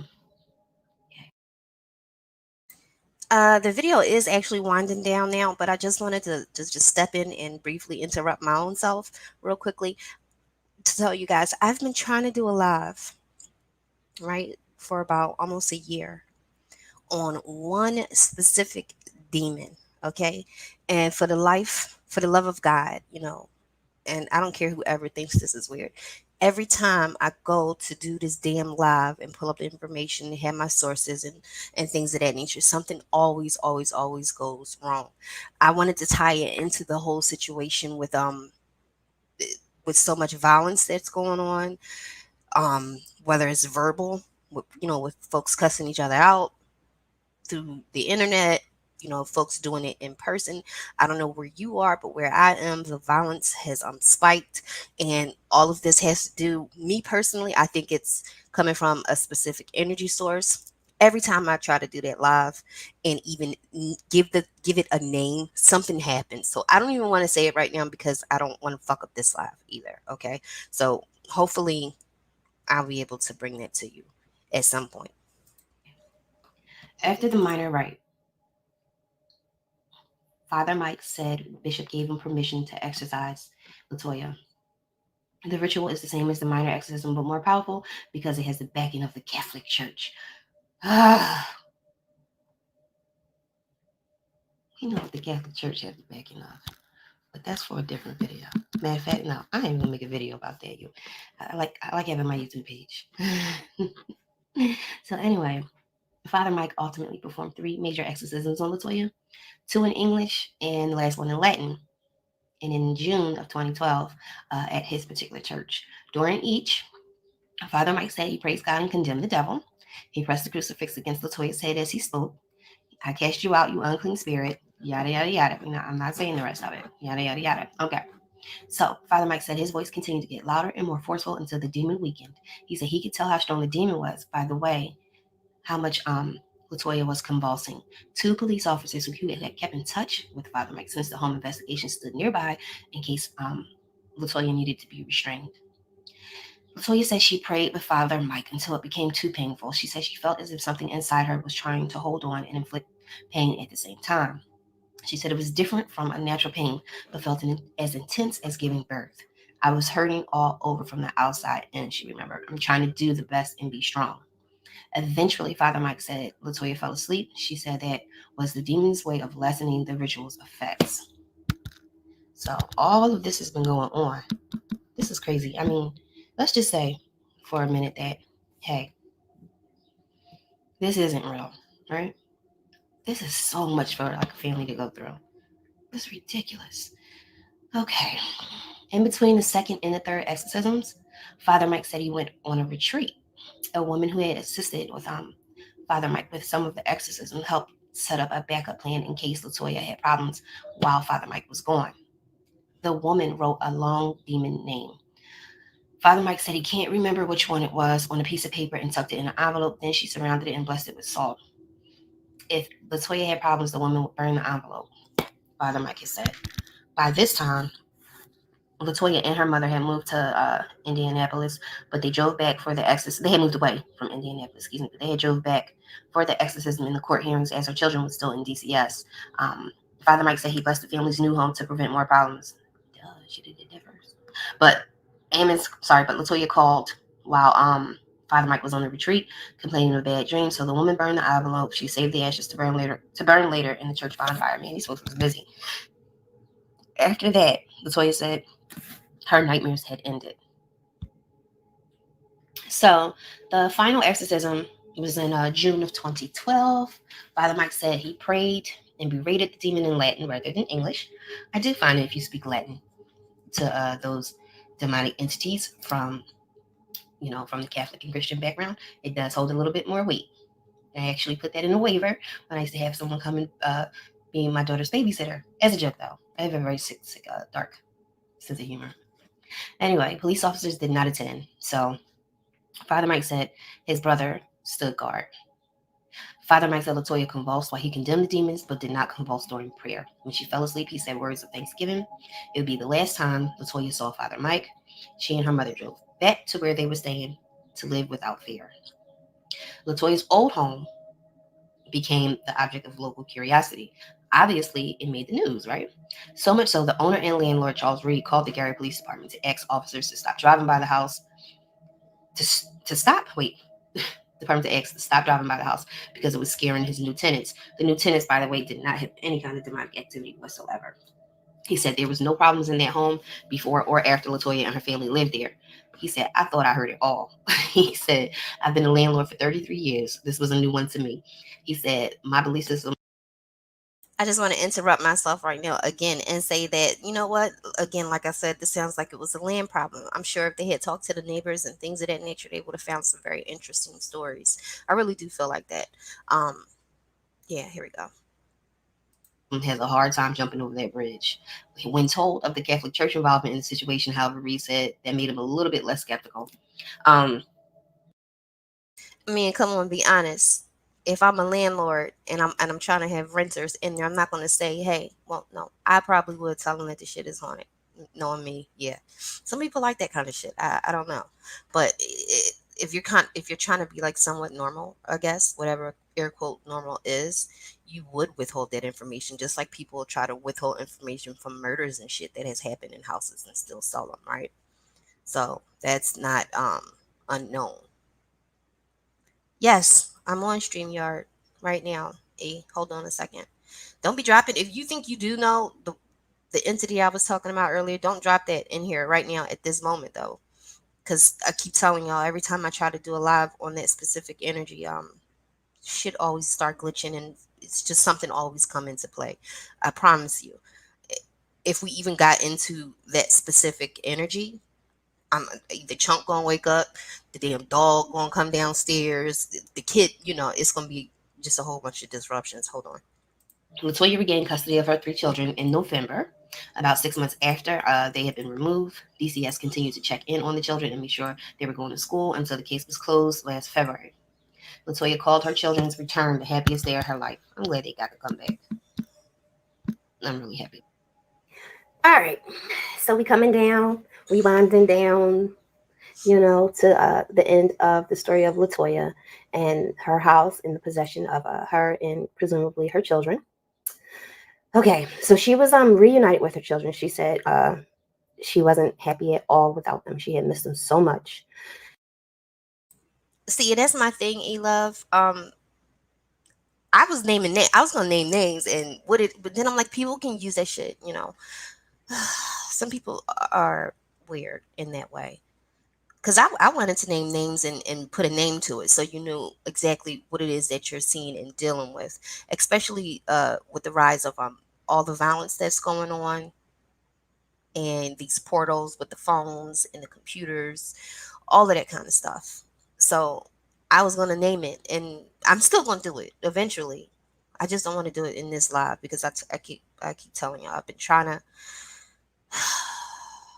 I came across this energy and started researching it. Hey E, hold on one second. Hey, babe. I came across this energy when I fell into the whole Nature Boy story. So I was gonna ask you, how did you find out about this story? Because all of us up here, we know about it. So yeah, I didn't know how you found out about it. this particular story was because you know I'm always into the spiritual stuff and things of that nature. And one day I was just sitting and I was like, how come I never see any stories of black people getting possessed? You know what I mean? In houses. So I literally just Googled it. Yeah. And it popped up and that's how I kind of went down that rabbit hole, which was like I found out about this a while ago. I just never really followed up on it until recently. I was like, okay, I'm bringing the underbelly of, you know, spirituality and things of that nature, so I might as well, you know, put the spotlight on us as a melanated people because it happens. We just don't get movies made about it often, you know. But well, it also happens and we don't talk about it because of quote unquote Christianity too. Yeah, that's definitely. another part of it. So, you know, just throwing it out there. Well, it's true. It's true. That's why I said. Shit. Look at that. See. Sorry. No, I was trying to because I was burning my dragon blood sage and it never gets like this out of control. And suddenly today, I can't even pick it up. So I have to figure out a different way to diffuse it. Because, honey. I'm telling you, yesterday, I deleted the live, but I think I probably still have it on my StreamYard backup thing. I was just like, I just stopped it. I just said, you know what? I can't do this. I knew you were gonna. That's why I left. But you know, that's why I left. Could you tell like my energy was off? I was just like, I was like, you know what? I cannot do this. And it was like at one point I thought my mic was muted, and I'm telling these kids, I said, listen, this mic is very sensitive and they can pick up on everything. And the teenagers is looking at me like, huh? Because they're all the way on the other side, but we can hear them because the mic is so sensitive. And everything that could possibly go wrong was going wrong. I couldn't even get the videos to play. It was just buffering, and I just said, I can't do this to y'all. I gotta go. Well, you know, and I'm personally very glad that you did bring this subject up. And second of all, I'm glad that you ended it when you did, because last night was not the night to do it. Yeah, it was not. Did you know what the moon was, right? Yes. Right. Yes, which is why, that's why I was like, you know what? Okay. I was like, I'm sorry, you guys. I gotta go. Bye. I don't even know if I played my outro. I was just like, I can't do this. I'm sorry. And when I got off, and I was just like, I can't. And my daughter, she was like, Mom, we're sorry. We're so sorry. Oh no. I was like, it's not. I'm like, it's okay, no, guys. It's not y'all. Y'all good. You know. I was like, it's not you, baby. She was like, I'm so sorry. She was like, your followers or your subbies, they'll understand. I'm like, you're right. They will, I guess. And so I figured I'd just, you know, play it for y'all today. It's coming to an end though. We got about maybe 10 more minutes. So, and then I'm gonna let y'all go. You know, we can get back in the bushes. See everybody fighting. Hold on, I'm gonna add E back. Hold on, E. So sorry about that. That's all right. Hold on one second. I don't know what I said on this part of it because I pre-recorded. I'm like, anything, it can't possibly. It has to go right today. That's all I was thinking this morning when I did this. Hold on one second. Okay. She said the children felt safe after they left the house. the family said. The three left their demonic voices and complaints behind them. No demonic presence or spirits in the home. DCS family case manager Christine Algenic wrote in team meeting notes dated January 10th, 2013. She did not return phone calls either when they requested to speak to her to get an update. The family is no longer fixated solely on religion to explain or cope with the children's behavior issues. And she had wrote a request for them to dismiss the worship of the children, which was dated January 2013. For her part, Latoya said it was not the psychologist who resolved her problems, but it was God. When you hear something like this, she says, don't assume it's not real, because I lived it and I know that it's real. A part of me believes everything Latoya is saying. Another part of me is saying bullshit. Like, it was just someone who was overzealous and like really religious and already had, issues and hangups.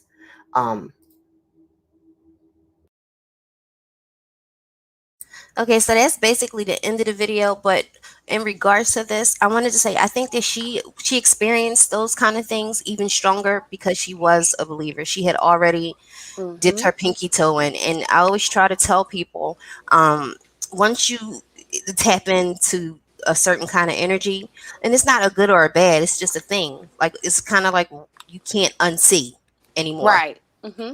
You know what I mean? So when you go to those mystical stores and you grab your little crystals and your sage and whatnot, just know that there is another side to this. There is no going back. You're always going to be open to that kind of energy, if that makes sense. Yeah. Oh, absolutely. And I always tell people that I speak to on a spiritual level, to make sure that when they're opening themselves, they're prepared. Right. Because this ain't no game. Mm-mm. But this is actually your original self, right? So Right. It's not what you were taught and all those Bible studies and all that stuff that everybody went through. I'm not knocking anybody that still believe in religion. I personally do not. Right. But I personally feel like it all has its place. All of it. I feel like its place. If your place is to be a Christian and God is leading you to lead others, and help them to the promised land, whatever that is, then that is your calling and that is your walk. Like, who am I to judge? Do you? And I feel like through it all of it has its place.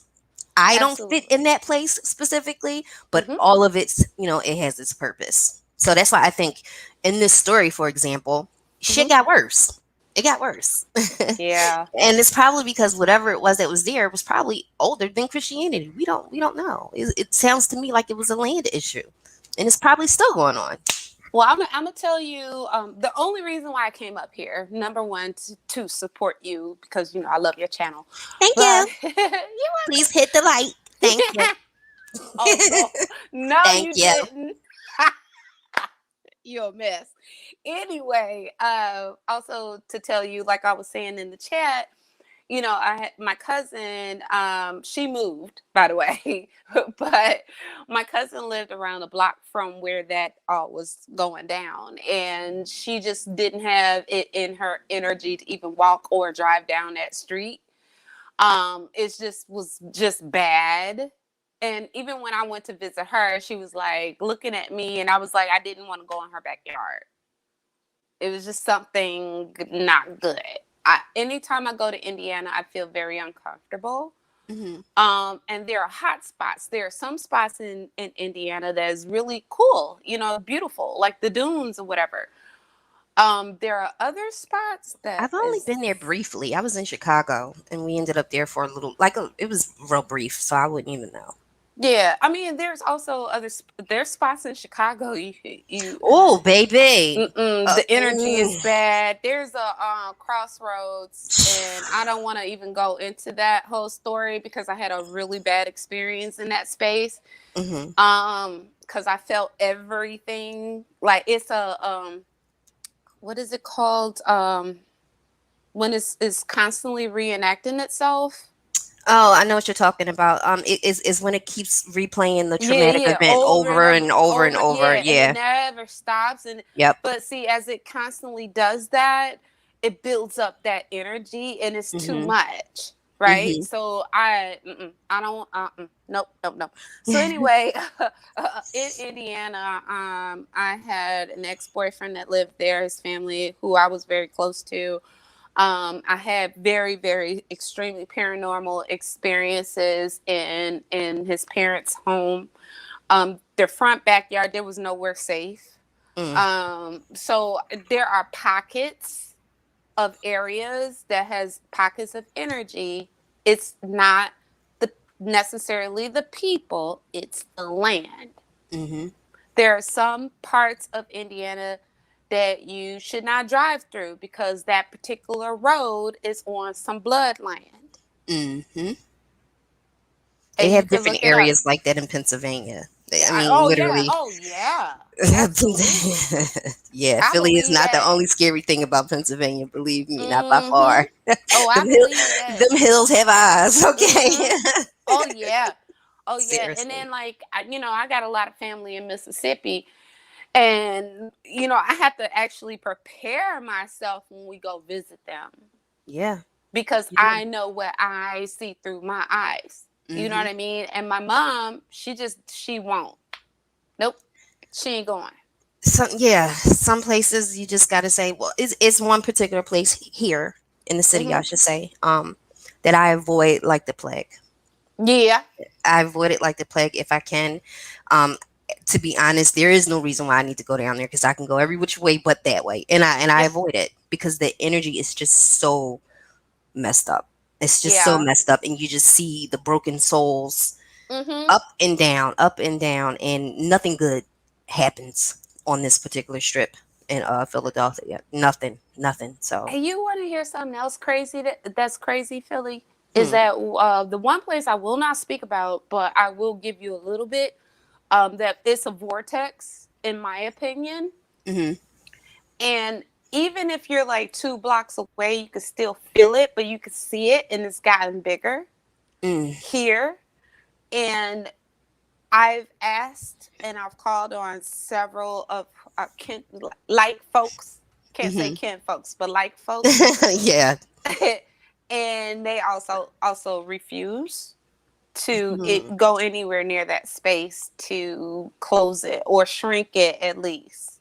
You got to let me know You what. just Let me know about it. See We'll talk something. another time Yeah, we'll talk about that. behind the scenes with that because Uh-huh.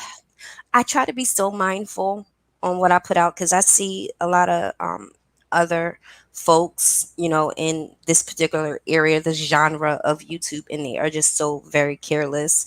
I seen a Mhm. person with like she has like, I don't know, close to 300,000 subs, and um Ooh. she gave out a ritual supposedly for love using Oshun. And I No. was so pissed when I saw that. And I even wrote in her comments, like, you left out a complete, huge, big part of this before you even start. So now you got, like, potentially thousands of people trying this shit. And it's going to fuck them up. Oh no. Yeah. When you I was you so mad. just don't. Oh my god. Right. Wait, It- so you mean that they put it like on their community tab? She made a whole entire video on casting a love spell using No, the no, no. deity and the energy of Oshun. No, no, And no.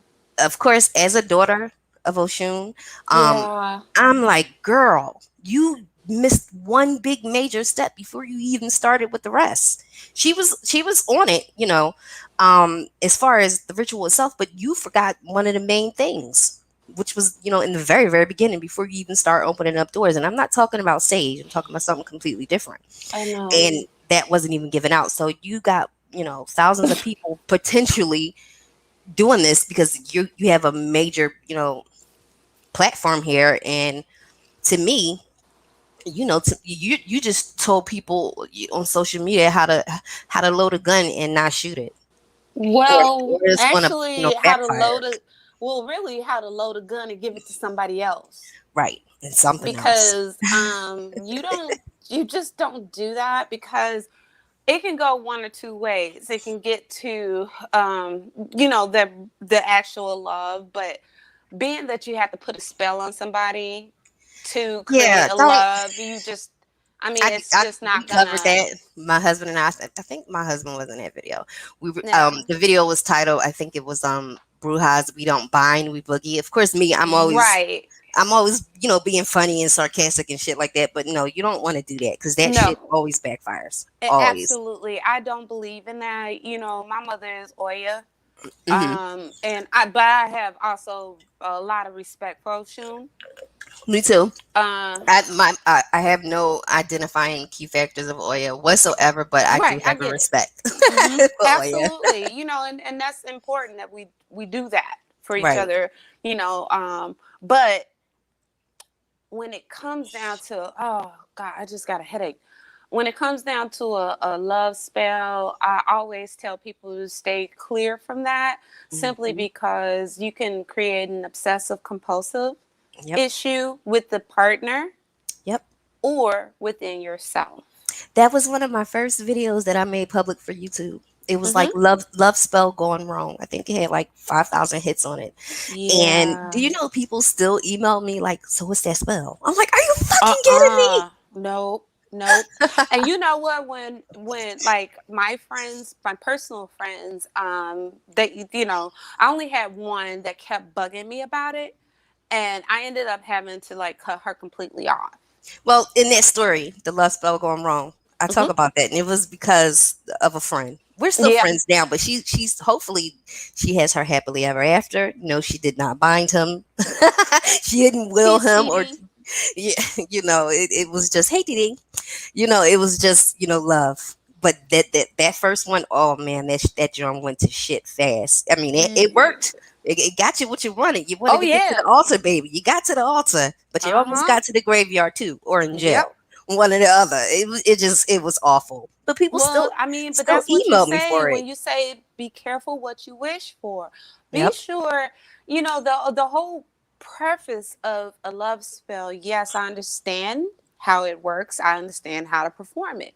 But the Hmm. most important part of it is that you love yourself so much that love just automatically attracts to you. Yeah, You you got don't to do it have from to the use inside out. Yeah, you don't have to use anything to make somebody love you. Exactly. You just ruining your own karma, and I And don't play I with don't mine. believe against binding someone against their will. Period. No, I just don't. no. I don't believe in that. Yeah, a lot of people actually look at me sideways when they're like, "But you're a bruja." Okay, but I'm not one for hire. Right. Yeah. I'm not one for hire. Yeah. So you have people out there who do this for a living, and they get money to do it, and it works for some time. But you're also going to have a back end to that too. Yep. That's just universal law. And the folks that actually perform these things for money, those people age terribly fast. They Oh really do. yeah.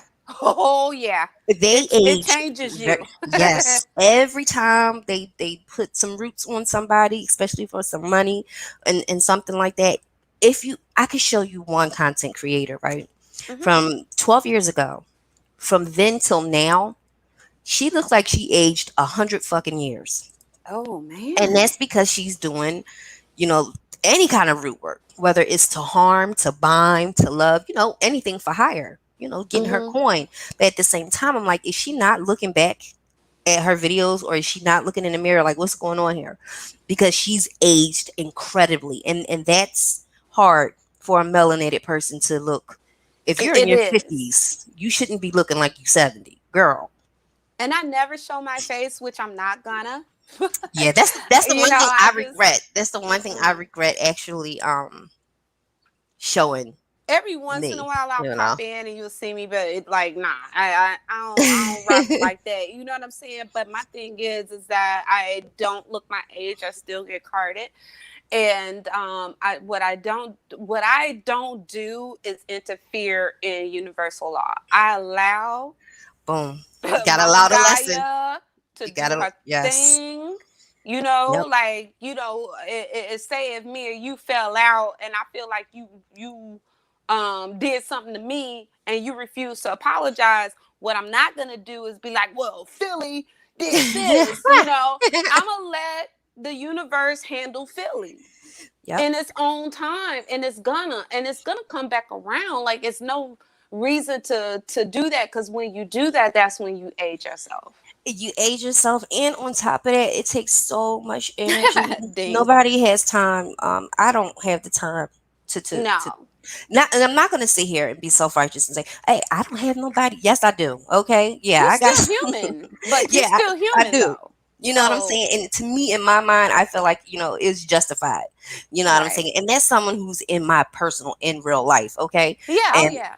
it's like, come on, seriously, I am not going to sit here and step in and force the universe hand because I'm mad or somebody hurt my feelings. Right. That's I just not the mean, way it works. you are still, every last one of us, regardless if you believe it or not, you're still a human being having I'm sorry, you're still a celestial being having a human experience. So you're gonna, even regardless of how spiritual you think you are or whatever it is, you're still gonna have human emotions. You're not above that, because you're still in that body.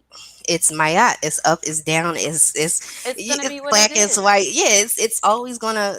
So just, I might be soft voiced and everything like that. And peace and blessings. I always say peace and blessings or not, because it's like, which one you gonna get today? I don't know. Let's see.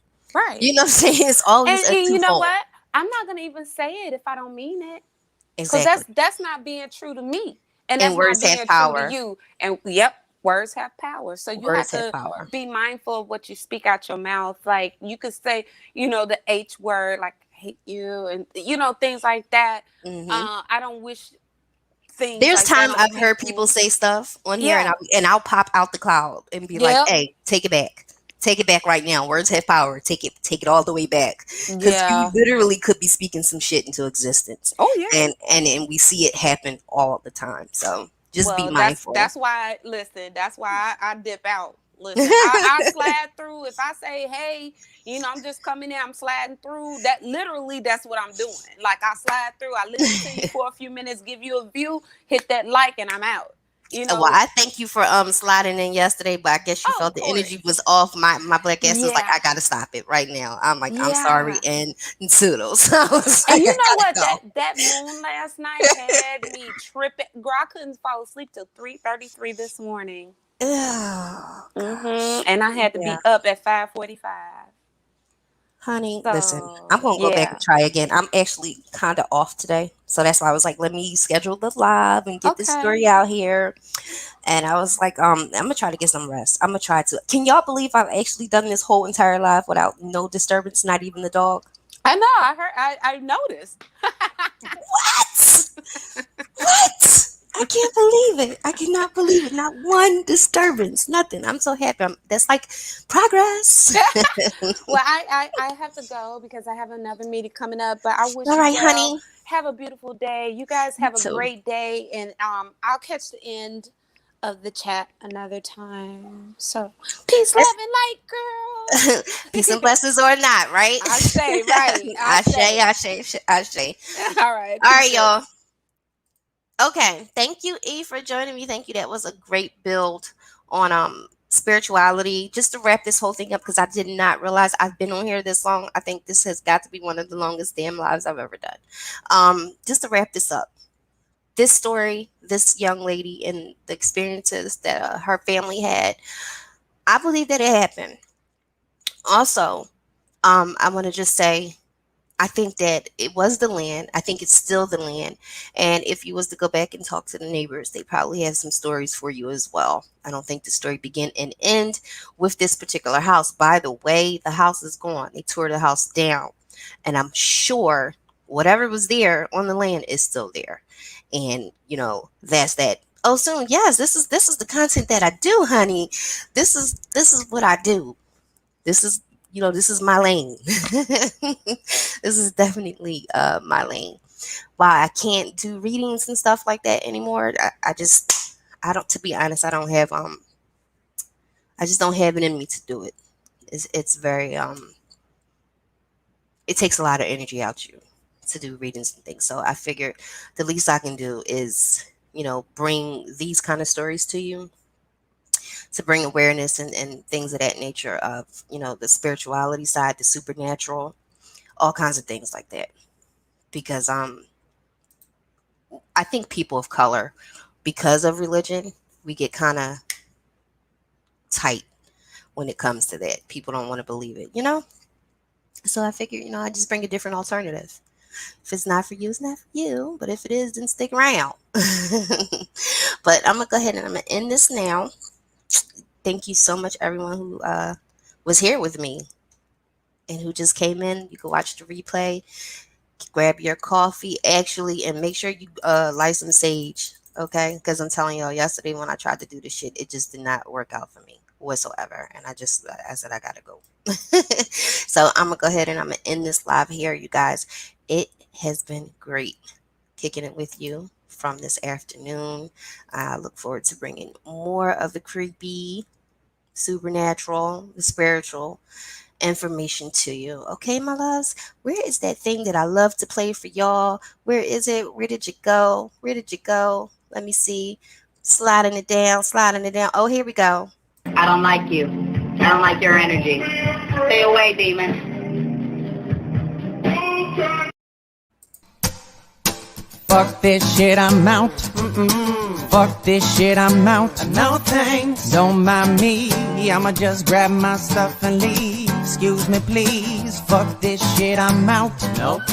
Fuck this shit, I'm out. Alright then. I don't know what the fuck just happened, but I don't really care. I'ma get the fuck up out of here. Fuck this shit, I'm out.